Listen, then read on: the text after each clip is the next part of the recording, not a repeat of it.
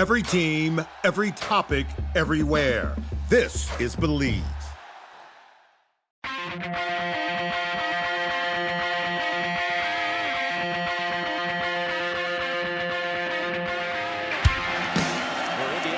First down at 10 at their own 10-yard line. Tevin Coleman with some running room. Tevin Coleman down the sideline. Coleman, one man to beat. Tevin Coleman's going to go 90 yards, and Indiana takes the lead. Randall L. scrambles, started off the pitch, keeps it himself down the sidelines. He could go. Antoine Randall L. touchdown. Rory going to the single coverage, end zone. Touchdown! He hits Cooper again. Welcome to episode 249 of the Hoosier Happy Hour. That's right. No more weird, awkward highs and stuff. Speaking of awkward highs, Seth is here. No Brandon still. Seems is he on excuse number 249? He is. He dropped the is it cool to have a mom excuse. I mean, that was I don't think the listening audience understands our situation. But he did not respond to that, so I'm not sure how he accepted the dark humor. He has family in town, so we can't bother him too much, I guess. Yep. Well, hey, we are doing, I guess, what is now a tradition. This would be the fourth consecutive season of the June and July season preview, or at least a schedule preview, right? And I'm just going to call it a schedule preview. We're not going to preview. I can't dive deep into these teams in June. On some of these teams, why would you want to? Yeah, pretty much on all of these teams, why would you want to?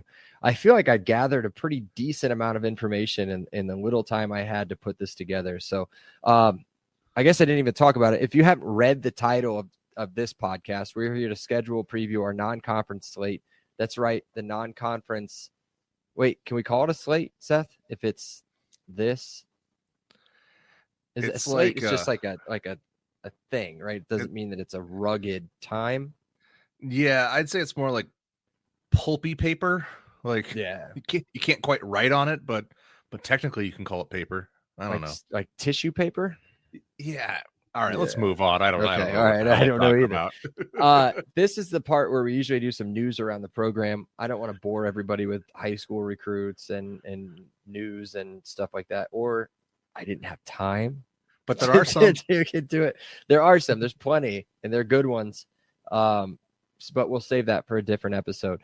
So schedule preview. Here's what we do. We go game by game. Usually it's one game, but this one's going to be 3 games, and it's going to be quick. So apologies for that.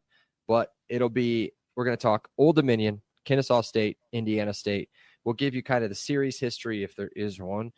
Over under wins from DraftKings or any of the other major sporting or sport betting outlets. We'll give you some background on the head coach and a little bit of the offense and defense of each one. And oddly enough, the schedule kind of sets up as most difficult to easiest, I would think, based on what I've read. And there's a couple ties to Indiana involved with 2 of the 3 teams. I didn't dive into enough of Old Dominion other than the fact that they used to play James Madison. Does that count as a time or a tie to the school? But let's get right into it. So game 1, we're going to open the season and open this podcast. Game number 1 at home against Old Dominion, Saturday, August 30th. It's got a 2:30 kickoff on FS1. I was very surprised. I don't think I've looked at the TV schedule that has been set so far. I was very surprised with the first 2 games to get at least a nationally televised game. We get FS1 2:30. Love the kick time. There is no series history against the Dukes. No, not the Dukes. What are they? Monarchs. The James Madison is the Dukes. Right. James Madison. So no series history. We've never played them, so there is no largest margin of victory or average margin of victory. Preseason wins, Seth. Surprised by this. DraftKings has them at 5.5. I mean, everybody gets a couple of wins in that conference. Non-conference toughies are us and Virginia Tech. Virginia Tech, a rivalry game for them, right? I was going to say Virginia Tech's lost to them before, if I remember correctly. Yeah, I think for some reason didn't even look at it, but I think it's 2019. I think that's the last time they beat Virginia Tech. I don't know why I remember that. I think Virginia Tech was as traditionally overrated at the beginning of the season, and it was on ESPN, and it was a night game or something, and I'm sure they just got beat. Okay, so let's hop into it. Over under 5.5 wins on DraftKings. Their schedule, obviously, they play Sun Belt. They're going to play one cupcake non-conference team, and then they've got 2 tough ones. Head coach, I love this guy's name, Ricky Rain. Ricky Rain in his 6th season with the Monarchs with a record of 20-30. I thought they were like a perennial lower end FCS come up, like really good school. No, really good football team. They seem to be inconsistent. I seem to remember them being better than they were as well. I thought it was probably going to be 30-20 rather than 20-30. But the Sun Belt it's been better lately. So maybe they've gotten kind of lost in the shuffle as App State and Liberty. I would say have come to the surface of being James Madison. Yep. Have been better teams lately. So I don't know. On one hand, it surprised me. On the other hand, it does kind of make sense. Yeah. Okay. So we'll go offense and defense real quick. So their offense, weird enough, Seth, super dominant. First in the country in red zone offense last season at 95%. They love to run the ball, but it's kind of a quarterback first system. He led them in rushing, I believe, last year, 600 some odd yards. He can throw the ball a little bit, but when I say a little bit, he's just kind of dink and dunk safe throws. I think he throws it a little bit over 60%. His name's Colton Joseph. But other than that, they have no real explosion on the outside. They've had some line problems and a lot of attrition there in the offseason. Offense, not going to be something, knock on wood, that should bother IU too much. And then the defensive side is a little bit different. While not statistically incredible, they do have some crazy good players, which is weird. I had this linebacker, Jason Henderson, not been injured last season. I'm not sure he's still at Old Dominion. He injured his knee last year, season ending, but before that, in his first 3 years, 438 tackles and 34 tackles for loss at the linebacker position. And then his backup last season, who didn't start the entire season, only started, I think, 9 of the 12 games, ended up with 88 tackles in that position. Now, does that mean that their defensive line's just allowing everything to flow right through them and then it gets right to the second level? Probably. And then their secondary got a lot worse by what I call subtraction by addition. With the Purdue transfer, you might have to help me out with this one. Batros Alessandro. I ain't helping shit. You're on your own for that, brother. The Purdue safety that transferred, maybe an upgrade for him over to ODU. IU should be able to move the ball, though, on the defense. I mean, obviously, you're going to run into a few stops every now and then. They do have playmakers on the linebacking crew. But what are your thoughts initially, ODU?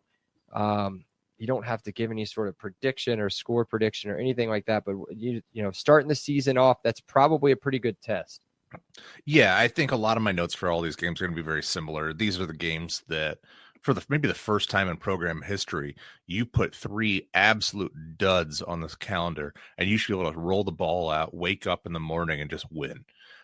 You should be able to chalk all 3 of these games up as guaranteed victories, and it's just a matter of going out there and executing on game day. The thing about Old Dominion that's worth noticing is, yeah, they haven't really done much as a team, but they always have a random player or two. And let me just give you a couple examples here. 2015 was it 2015? They had Taylor Heineke, who is still Heineke, who's still kicking around on the Chargers as a backup quarterback. The Green Lizard, right? Isn't that his nickname? Hell if I know, I'll man. look that up. Rashad Coward, who was a tackle on the Bears, I think he's still kicking around. Zach Pascal, who had a cup of coffee with the Colts and some other teams. They've got that guy who was on the Eagles for maybe like 3 weeks. He had like 100 yards every week and then disappeared. Travis Fulgham. And then Oshani Jimenez, who is a linebacker on the Giants. And then I think, was it Terry Jones Jr.? Last year was a transfer in from ODU. So they're a program who's able to get talent, who's able to get players to the next level.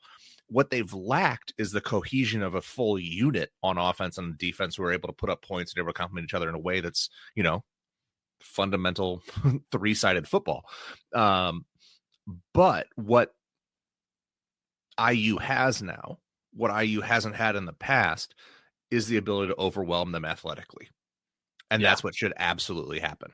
And so there's nothing really to add. It's the whole thing is I'm going to take every single one of these teams serious. I'm not going to take any of these three teams seriously. IU football better. Yeah, they will. But we don't have to. Well, yeah. Yes, exactly. I think of the three, this is the one that scares me the most. Of course, as it should. Had I been able to flip-flop 1 and 3, I'd like to do that. Start a little bit easier, play decent in the middle, play the toughest non-conference before Illinois. But maybe this kick starts in just a complete ass kicking. Who knows? I've got an update on the Taylor Heineke nickname, by the way. And this is so just me being so self-centered. Is his actual nickname Green Lizard, or is that just from the show? The show being referenced, Dan Le Batard show. So longtime local broadcaster and former Dolphin Jim Mandrich loved Heinekens. He called them the Green Lizards. Heineke, Green Lizard. That's it. That's all it is. It's just a stupid reference that you're at the point where you're not even purposefully shoehorning in Stu Gatz and Dan Le Batard anymore. Now you're accidentally doing it. Great. Accident. Yes. Can we move on to Kentucky State or whatever? So we go from the Butterflies to the Owls, who people consider to be yes, sorry. Who people consider to be a smart bird. But in fact, due to reference and things that I've heard on the Dan Le Batard show with Ron McGill, the animal expert, is actually one of the dumbest birds in the entire bird kingdom. Has a very, very small brain. Their heads are big, but their eyes are huge and take up the majority of their head. Therefore, brain can barely fit in there. So moving on. Game 2, Kennesaw State at home again. This one's on a Saturday again. September 6th, noon kickoff. FS1, another nationally televised game. And another game where we've never played the opponent. This one, a little bit different, though. Over under 3.5 wins from BetMGM. Nobody else has it on their book.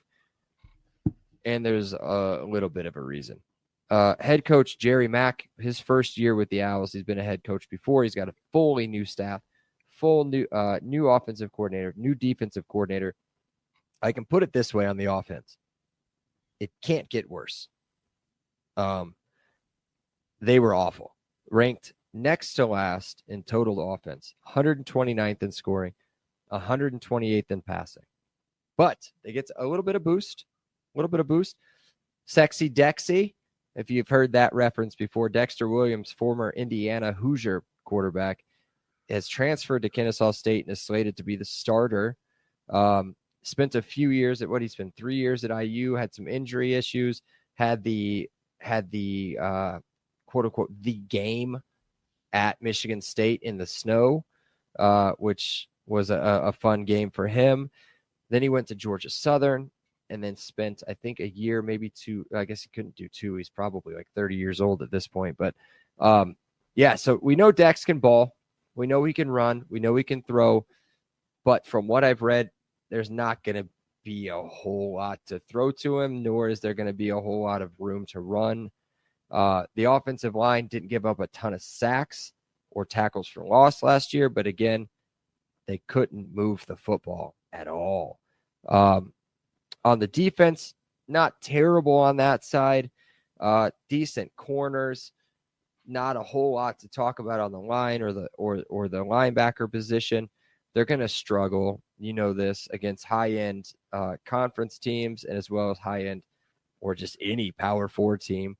Give me your thoughts on the Owls. Before you do that, I started my first, is it still called Road to Glory on college football?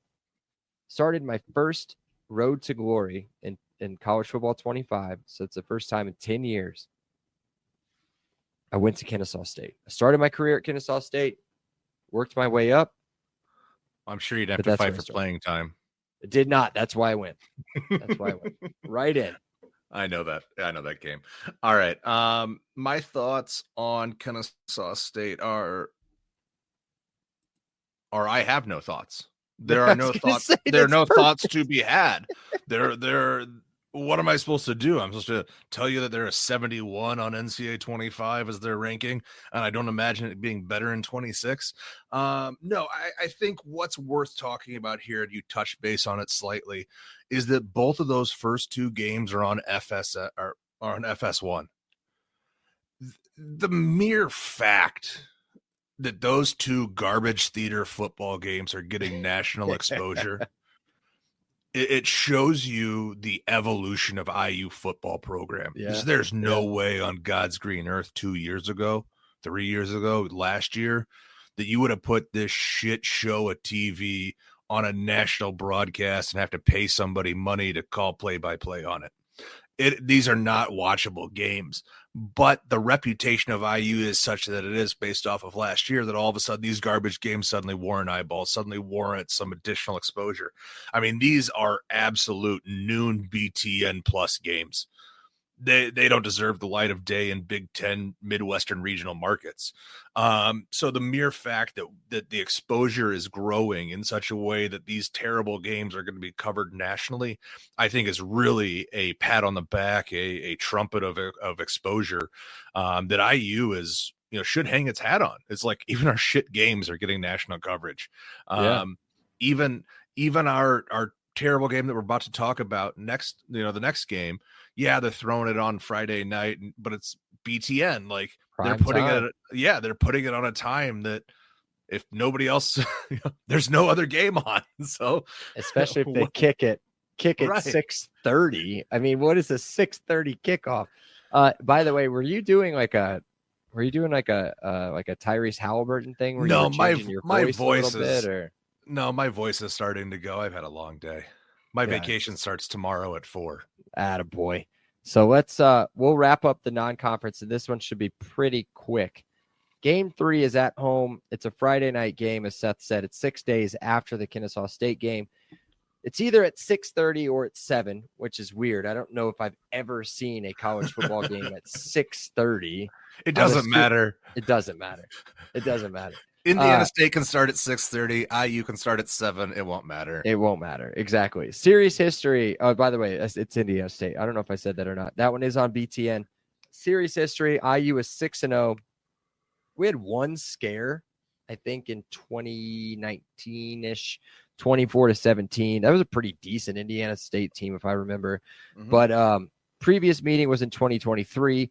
IU spanked them 41-7. Largest margin of victory came in 2007 at 55-7. That's 48 points for you that are doing math on the go. Average margin of victory 29.1. So I'm assuming Vegas will probably put this one, if not off the books, 41.5. Yeah, I was going to say about 37 to 41 points. Preseason, there's a theme here. Preseason over-under wins, who cares? Doesn't matter. Can't find it. They're an FCS team, so nobody's got it out there yet. At least I didn't do the research hard enough to find it. It's not there. Okay, there it is. Head coach Kurt Mallory somehow is still there. I don't know if they're still paying him or not. He is in his 9th season with a record of 24-55. They did not play at all during the COVID season. But 24-55 to me screams last year. extension is what I was going to say. Well, I did hear he is working nights at the federal prison in Terre Haute, so Mhm. I think that's how they're able to justify the Not paying him. Yeah, exactly. Okay. Sorry, that's the only industry I know that's down there. I'm sure there's other industries in Terre Haute, but sorry. So those of you that are just starting to listen to IU football stuff, Kurt Mallory, son of Bill Mallory, the legendary IU head coach, his brother, Seth, fun fact, I dove down a weird Mallory rabbit hole on Wikipedia. Doug Mallory, you remember him, used to be on the IU staff. I think he was on there a couple times, a grad assistant after he graduated. And then he came back under Tom Allen and Kevin Wilson, or one of the two, for a little bit. Doing pretty well for himself. He's now with the Baltimore Ravens as a defensive backs coach. Went from IU to the Falcons, stayed with the Falcons for a little bit, then went to the Ravens. So good for him. That's not who we're talking about, though. We're talking about his brother, who probably is not going to ever make it to the Falcons, or the Ravens, any of the birds. So is there any sort of, we're just playing a bunch of nature. It just hit me. We're playing butterflies, owls, and trees. Technically, the monarchs are kings. What I like to call them butterflies. Yeah, royalty. I understand. I know.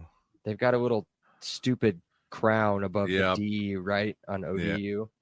Yeah. All right, so let's talk about their offense. Just kidding. And let's talk about their defense. Just kidding. There is literally no previews of anything Indiana State football. I couldn't tell you who's back, who's in, who's good, who's bad. The one good guy they had on at safety, he transferred out, correct? Remember that? I think dude? so. The Bloomington, stud, the Bloomington yeah. South kid, I think. Yeah. Yeah, absolute stud of a kid. Took him 1 year too long to get out of there, but I wanna think he say got hurt. It was like Maddox something. Maddox. Maddox. Like, It's a first or last name. I was gonna say, I think, and it was like Maddix or something like that. Yeah, I think it was last I'll look name. it up. Any thoughts here on the Sycamores? No, I mean, again, this should just be an absolute blowout. Again, Indiana State didn't always used to be bad. Maddox Blackwell. There it is. Yeah. And it is spelled with an I, right? Yes. Yeah. 100% right. Yep. They haven't always been bad. They've had a legacy of being a productive team. They've had some professionals that they put in there. I think it was Robert Tanyan. I think there was two different. I think there was another tight end, Daphne, maybe. I think they're both on the Packers. They've had players. They have people who compete. They are technically, what is it, the fifth highest college in Indiana. So I mean, there are dudes. It's gonna be something where you're gonna show up and put them away. But this IU team, as it's arranged, I know we haven't talked too much about the roster, aside from position groups, things like that. But you have to imagine that this should be an absolute shellacking. All three of these, the average margin of score should be 40 plus. And you should, at the end of these first three games, know absolutely nothing about this Indiana football team. And I don't mean that as a negative. I'm just saying that, a lot of times you tell who a team is as they've come out of tough times. This team should not have any tough times that need to define them as a team. So on one hand, you should have 3 wins. On the other hand, you should be untested. But you should have a shitload of confidence. So I really think that after this 3-game stretch, as it's setting up for conference play, I think the things you want to focus on are health. I mean, God forbid, that's always going to be the number one thing, is you're only as good as you are healthy. Second of all, you want the newcomers to establish themselves, to have their positions fairly well figured out so that the depth chart going into week 4 looks solid. There's not a lot of mobility. There's not a lot of shuffling. There's not a lot of 1A and 1B. Sometimes that's cute to do. Sometimes it's a pain in the ass. Sometimes you just got to know who the dogs are, and throw them out there. So I think those first 2 weeks, it's about establishing an identity. It's about staying healthy. And it's about really firming up that depth chart to make sure that there's, I think we talked about it. There's only probably 3 to 5 positions that really don't have somebody as an established person. And a couple of those are by design because, like running back, of course, it's going to be by committee. Of course, it's Hemby. Of course, it's BB. Of course, it's Black. But I think what you're wanting to see at the end of this stretch is a powder keg offensively that's putting up 50 points, a defense that is keeping them low double digits, preferably single digits, and a team that does not have a lot of red on the injured list. I think those are the things you want to get out of this. Confidence, execution, all that stuff is great, but you got to come out of it healthy, and you got to come out of this 3-0. Anything less than that is frankly a disaster. Yeah, I do think you're underplaying. I mean, don't get me wrong. If they don't win by 40, it's not a disaster. I'm just saying Okay. if they don't go 3-0, there are big problems. Yes. I do think you're underplaying Old Dominion a little bit, but of course. I think that's a 24 to 31 point win. Sure.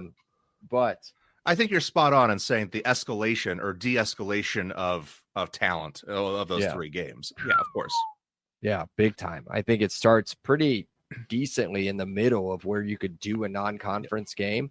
I mean, honestly, if you put Old Dominion against, say, like Vanderbilt, well, maybe not Vanderbilt. No, I'll say Vanderbilt's Kentucky. That's a hit or tough miss. game. Yeah. Right? You put them. Okay, we'll stay in conference. Well, put them against Virginia Tech. Do it again. Virginia Tech will be a tough game probably. Again. Yeah, it's a rivalry game, but I'm saying like let's put them against. If you put Old Dominion against Rutgers, right? Or what do you think? Or Maryland this season? That's going to be a close game. It's I'd say within a 10 score to and a half. Yeah. As I'd put it at a score and a half for the Big Ten team. Or Purdue, hell, there might be a 3-point spread. So it depends who's home. Yeah. So, but yeah, man, I agree. I think this, I do like, as much as I hate Friday night games, I do like scheduling a Friday night game before your Big Ten opener. Reason being, an easy one, your starters are probably play a half, hopefully. And then they've got 8 days to get ready. Yep. As opposed to just your normal 7-day. But you've got hopefully half a game for your number ones, or maybe 3/4. Ship them out, get the other guys in, save everybody, rest up, and then you've got your big game on the following Saturday. So I had something to talk about. Oh, Maddox, our boy. I looked it up. I was trying to show you, but I've got the blurry background. I'm going to guess kind of screws it up. Central Michigan or Ball Central State? Michigan. Yeah, Central Michigan. Just a stud. That guy better make the NFL, or at least get on like a practice squad or something. The kid's a monster. I mean, he had Mac talent on that Missouri Valley team, so it doesn't. He should have been a Mac kid from the start. Day one. Yeah. All right. Speaking of Mac kids, we're going to talk about Garrett for a second, and then we will be right back. This episode is brought to you by your go-to expert in the Indiana real estate market. Whether you're looking to buy, sell, or invest in a home right here in the heart of the Hoosier country, Garrett Lawton with True Blood Real Estate is the agent that you need. He's not just a real estate agent, he's a Hoosier fan just like you. And Garrett knows Indiana inside and out, from Bloomington to Indianapolis and everywhere in between. Plus, his personalized service makes the buying and selling process smooth and stress-free. So if you're ready to make a move, give Garrett a call at 317-410-8851 or visit his website at lawton-realty.com. Randos, sorry, none of that's happening, at least for another week or two. But we do have maybe some Seth Sack if he hasn't already gone on vacation on this job. So I got bunny rabbits in my backyard. We got live trap set up. We got a dog who's supposed to be monitoring this stuff. We've got like chicken wire fences. I'm up the stairs right now. I can see the damn rabbits like hopping around the trap. They're just like completely of course it's not hidden well or anything, but they're just like taunting us. Anyways, I do. I want to talk Pacers. Let's talk Pacers. So it's 1-1 right now. Wednesday's game 3 coming back to Indianapolis. I think we're all kind of shocked that they won game 1, especially not just that they won, how they won. So there's two questions I have. They're the ones on all the talk shows. So let's ask them for ourselves. Tyrese Halliburton, superstar? So yes. So the question was asked. Speaking of the show, the question was asked today or yesterday on that. What show. on the Dan Levitard? That's a little bit racist. No, that's what the intro is. I'm not. Okay, I'm sorry. You're trying to do a cute. Well, you know what? You did live in Miami for a little bit, so I'll give you a little bit of it's just a bad Cuban accent. We'll say that. I just didn't even know that. All right. So what was I gonna? Oh, but that's his dad that does the intro, by the way. So he is like full-fledged Cuban refugee.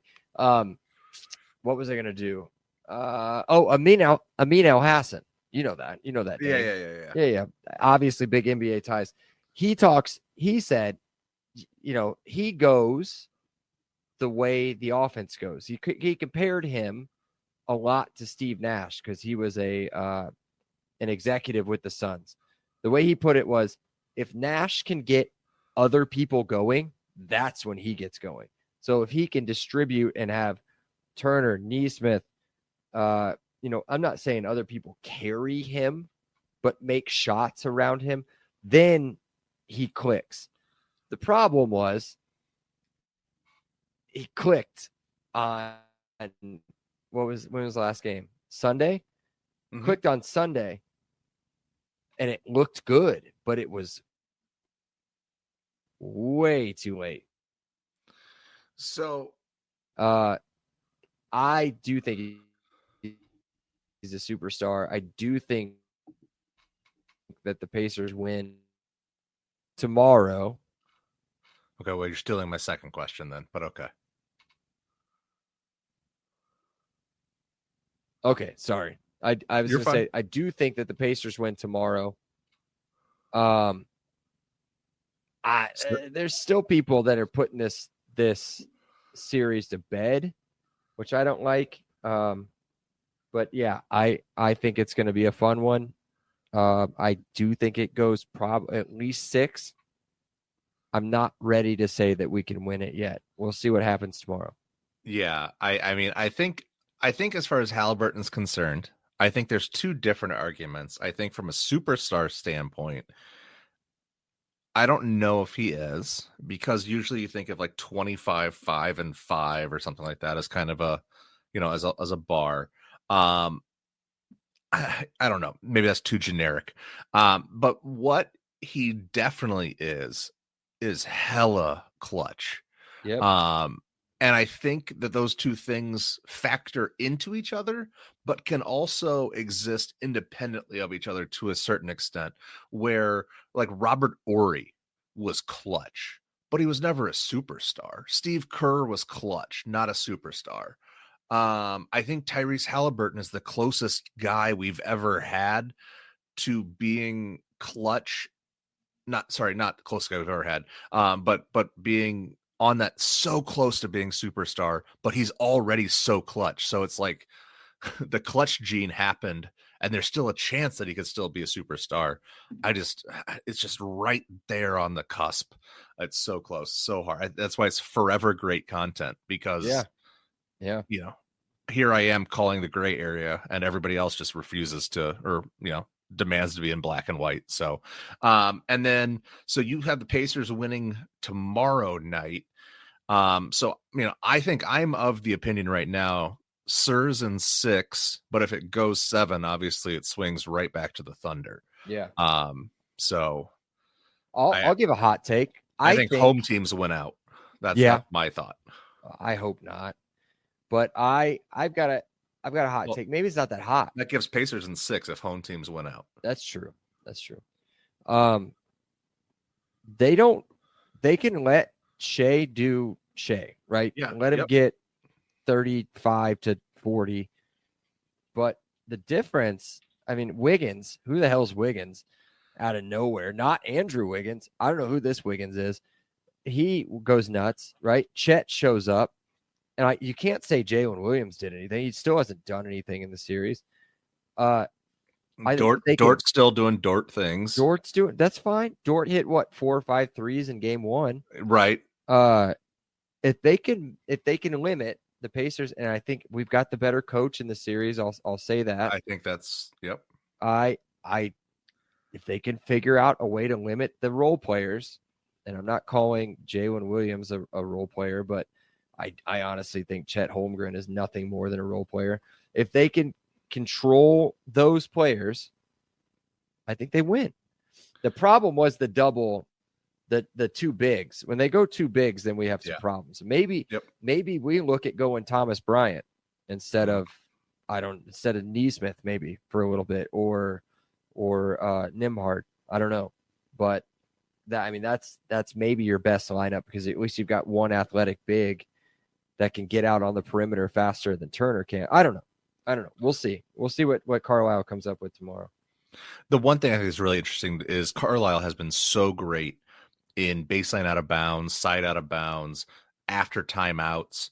But I have really noticed in the 2 games, the Thunder after timeouts almost immediately get 4 to 6 quick points. Mm-hmm. So just that's something to keep a little bit of an eye on here is as far as spurtability. In college, spurtability is like 10 points in a row. In the NBA, sometimes it's just that quick 4 points that'll be going to be a real problem. So just hopefully they can contain that. Hopefully Indiana crowd really brings it and affects, the role players. Cause that's the whole thing is role players. It's so much easier to role play at home. Yeah. That's where I do most of my role play. I was just going to say, just like our sex lives, when you role play in public, it gets a little bit more dangerous. So yeah, it's just, I think that's one of those things where it's just really interesting to see how the coaches, continue to evolve, how the matchup evolves. And they kept talking about how moving, was it Case and Wallace into the starting lineup was the first big move of the series. Well, there's going to be more big moves. So let's see who makes it next and how it impacts things moving forward. But that's all I got. And College World Series, Murray State. How about that? 4 seed. It's like a 13 or a 16 seed going to the Elite Eight. I know you don't care. There's somebody out there who cares. There's somebody, Brad. Panthers and Pacers, both in the final. I can't do it. I can't sports any more than what I've already sportsing. So all right. Like today, as soon as we sign off here, I cannot wait to go to the couch and do nothing like for an hour, right? Just watch no sports for the first day. And I guess Saturday, we didn't have any sports either, but it's going to be a nice night. So, so I guess you're done. So we'll wrap up. I had 16 college baseball games on Saturday, so plenty for me to whatever. Lame. Who's the favorite right now? Like Texas or no? Texas was one of the top teams that got bounced by UTSA. So right now Arkansas, I think, is the top remaining seed at like 3. I know. Arkansas and LSU, I think, are the top 2 remaining teams, and they face each other. So it's kind of Coastal Carolina and Murray State are the 2 teams I'm rooting for. Here's Coastal Carolina's got a good program, don't they? Yep. Whenever you say LSU baseball, the first person that comes to my head is Ryan Theriot. Yep. And Mike Fontenot. They were both on those teams. Yeah. The fun thing about that was Ryan Theriot was a second baseman and Mike Fontenot was the shortstop. When they came up with the Cubs, they switched. Or not when they came up with the Cubs. In minor leagues, they switched. So by the time they came up with the Cubs. Yeah. Loved Ryan Theriot. Yeah. All right. That's enough.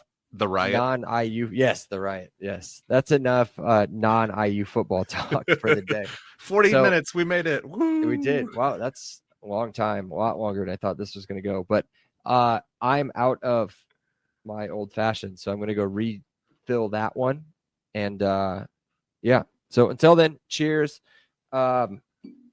See ya. Yeah. Cheers. Genius.